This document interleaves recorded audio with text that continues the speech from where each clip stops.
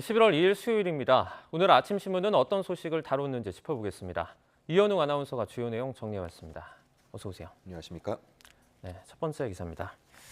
네, 오늘 이태원 참사 관련된 내용을 좀 먼저 살펴보도록 하겠습니다.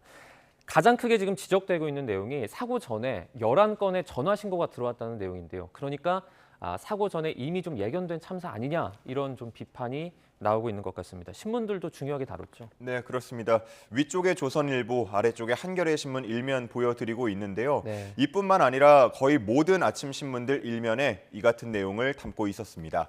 이 내용을 조금 더 자세히 보면요. 사고 발생 3시간 41분 전부터 걸려온 첫 신고 전화를 포함해서 6건에서 압사를 직접 언급하고 있었지만 그 대응은 부실했던 것으로 드러나고 있습니다.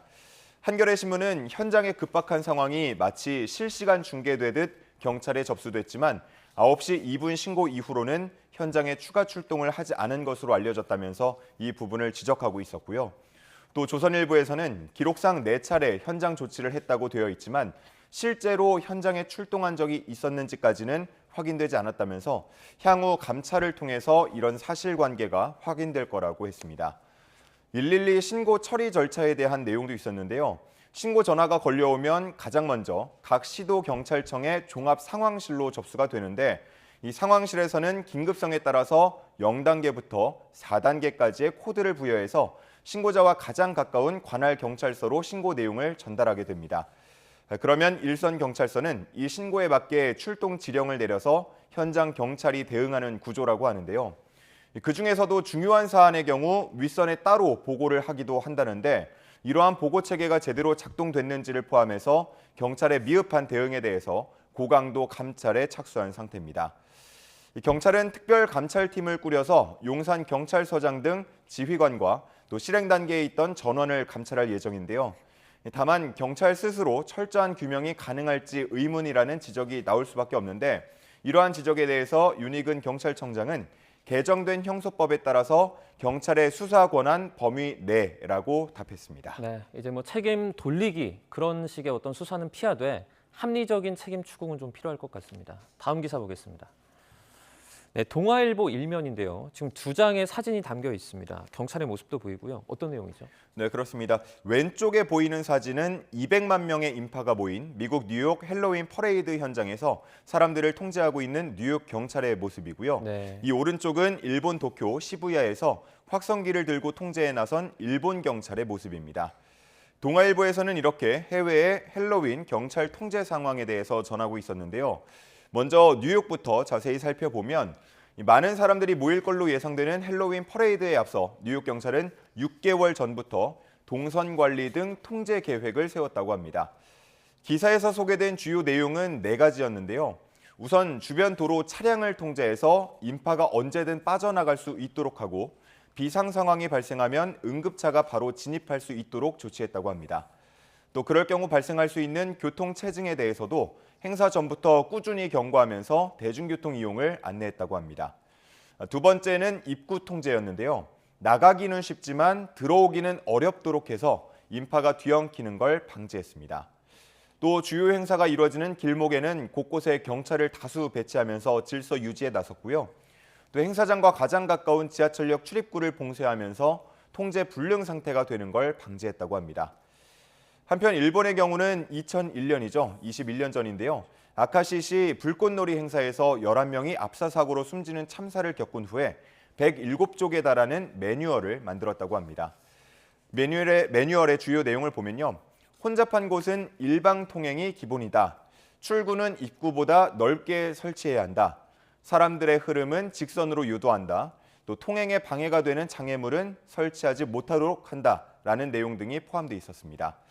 세부적으로 일방 통행이 안 되면 중앙 분리대를 설치하거나 경비원 등이 인간 띠를 만들어서 분리하도록 한다거나 또 사람들에게 멈춰서지 않도록 주의를 주고 사진이나 영상을 찍기 위해서 멈춰는 사람을 발견하면 즉시 경고를 해서 계속 걷도록 유도한다는 내용 등도 함께 적혀 있다고 합니다. 네, 이제 매뉴얼의 필요성을 좀 느낄 수 있는 그런 기사였습니다. 다음 기사를 보면요. 그런데 구체적인 매뉴얼이 좀 없더라도 이전 행사들을 돌아봤을 때 좀 비슷한 상황이 있지 않았습니까? 예, 그렇습니다. 이 중앙일보에 실린 기사에서는요, 용산 대통령실이 발칵 뒤집혔다라는 문장으로 기사를 시작하고 있었는데요. 네. 이렇게 대통령실이 뒤집힌 이유, 앞서 봤던 것처럼 인파가 몰려서 압사 위험이 있다는 신고 전화가 빗발쳤다는 사실을 뒤늦게 보고받았기 때문이었습니다. 한 여권 고위 관계자는 관련 부처가 다 뒤집어졌다면서 대검이 강제 수사를 유력하게 검토하고 있다. 이 수사 결과에 따라서 광범위한 문책 가능성이 예상된다라고 말했다고 합니다. 한편 대통령실 일각에서는 국민 애도 기간이 지난 뒤에 실언 논란이 불거진 이상민 행안부 장관과 또 경찰 지휘 책임이 있는 윤희근 경찰청장에 대해서 경질이 불가피하다는 전망이 나오고 있다고 했습니다. 야당 역시도 고강도 문책론을 제기하고 있는데요. 장혜영 정의당 의원은 윤석열 대통령의 대국민 사과와 함께 이상민 장관과 윤희근 청장의 해임, 또 조속한 국정조사 등을 요구하고 있었습니다. 네, 다음 기사 보겠습니다. 네, 이 사진을 보고 정말 눈물 많이 흘린 분들 계십니다. 지금 유실물 센터가 운영이 되고 있죠. 예, 그렇습니다. 한겨레 신문 일면에 실린 사진인데요. 참사 현장에서 잃어버린 신발을 찾은 한 시민이 주저앉아서 울고 있고요. 네. 그 옆에는 한 경찰이 위로하는 장면이 담겨 있습니다. 이 유실물 센터는 서울 용산구 원효로 다목적 실내 체육관에 마련됐는데요. 가방이 124개, 옷이 258벌, 또 신발 255켤레 등 주인 잃을 물건들이 하나하나 분류돼서 놓여 있다고 합니다. 이 유실물들의 상태를 보면 참사 당시 참혹한 상황을 떠올릴 수 있다고 하는데요. 운동화는 잔뜩 구겨져 있고 또 형체를 알아보기 어려울 정도로 파손된 무선 이어폰들도 많다고 합니다. 또 일부 유실물에는 혈흔이 남아있는 경우도 있었다고 합니다. 또 특성화 고등학교 학생의 것으로 보이는 현장 실습 출근부가 들어있는 배낭도 있다고 하고요. 외국인이 쓴 듯한 한글 연습을 한 노트도 있었다고 합니다. 어제 오후 6시 30분까지 35명이 46개의 유실물을 찾아갔다고 하는데요. 이 유실물 센터는 오는 6일이죠. 일요일 오후 6시까지 운영될 예정입니다. 네, 지금 이 사진에 있는 유실물들만 봐도 좀 가슴이 미어지는 것 같은데요. 지금 다음 기사로 이거와 관련된 내용을 조금 더 다뤄보도록 하겠습니다. 이제 이번 사태를 통해서 트라우마를 좀 많이 겪고 있다 이런 분들이 있는 것 같아요. 지금 트라우마 극복법이 소개가 되고 있죠. 네, 그렇습니다. 경향신문 기사인데요. 이번 참사 이후에 불면증이나 식욕 저하 등 신체적인 변화를 느낀 분들도 계실 거고요. 불안이나 공포, 또 죄책감 등 심리적인 변화를 겪는 분들도 많다고 합니다. 전문가들은 이러한 변화에 대해서 갑작스러운 참사를 겪은 후 나타날 수 있는 자연스러운 현상이라고 말하고 있었습니다.